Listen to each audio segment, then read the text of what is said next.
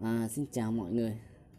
Hôm nay mình sẽ hướng dẫn cho các bạn cách liên hệ với cửa hàng quần áo La Thị Sải của mình. Có rất nhiều người gọi điện hỏi mình về làm sao để liên hệ với mình và tìm kiếm thông tin về sản phẩm, hình ảnh của mình để mua. Và cũng có rất nhiều người sẽ e ngại khi gọi điện đến hỏi mình. Chính vì vậy hôm nay mình sẽ làm cái video này để hướng dẫn cho các bạn biết có thể tìm kiếm mình về sản phẩm của mình một cách đơn giản và dễ dàng nhất, không cần phải điện trực tiếp với mình. Các bạn có thể tìm kiếm mình trên Google.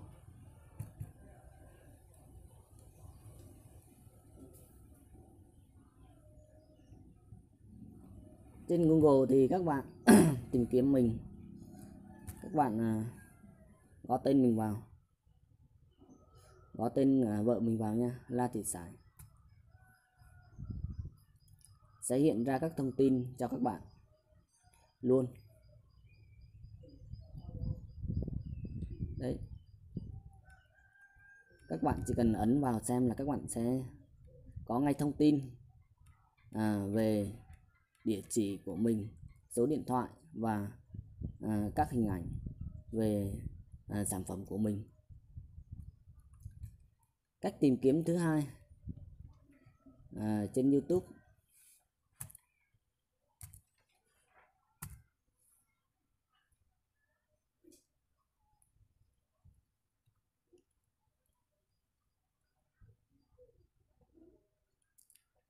Ở trên YouTube thì các bạn cũng có thể làm tương tự như trên Google.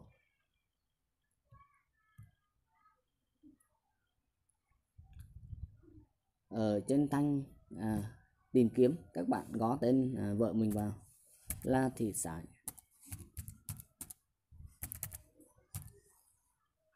rồi ấn vào tìm kiếm, sẽ hiện ngay cái kênh YouTube của mình lên. Các bạn ấn vào để xem các video giới thiệu về váy áo sản phẩm của mình. Ở mục bên phải các bạn nhìn thấy cái từ khóa La Thị Sải của mình, nó cũng thuộc vào một trong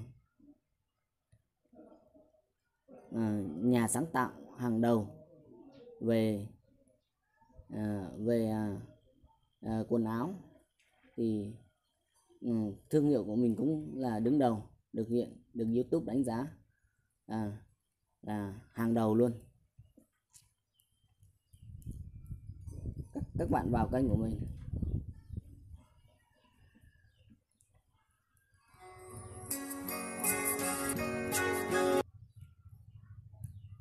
rồi các bạn có thể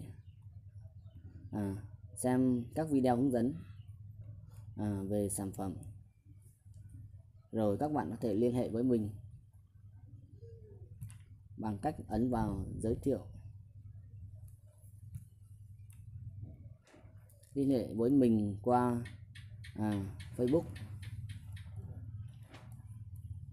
Các bạn ấn trực tiếp vào đây,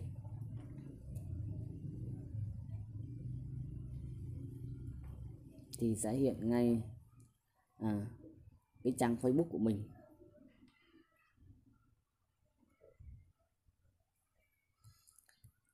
Ở trên Facebook thì các bạn có thể tìm kiếm mình cũng tương tự như trên Google và trên YouTube. Ở mục tìm kiếm, các bạn gõ tên của mình vào,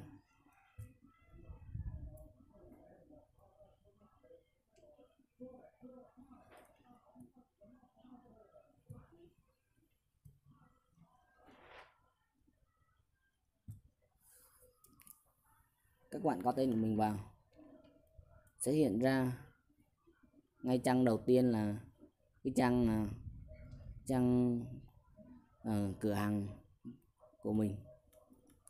Các bạn ấn vào các bạn sẽ thấy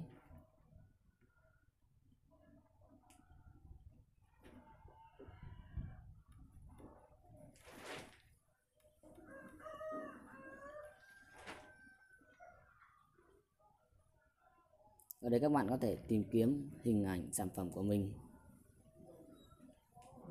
và có thể liên hệ với mình bằng cách là gọi điện ngay cho mình hoặc là gửi tin nhắn, bình luận, vân vân.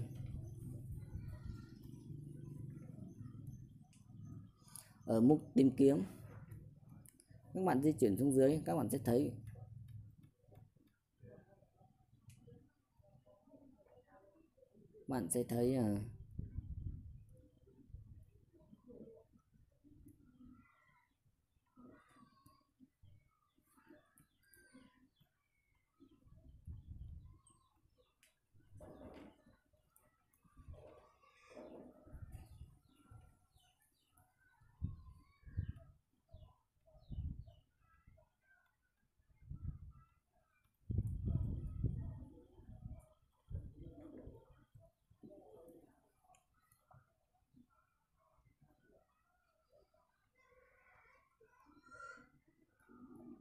các bạn cứ làm như vậy là các bạn sẽ tìm thấy sản phẩm của mình và sẽ liên hệ được với mình.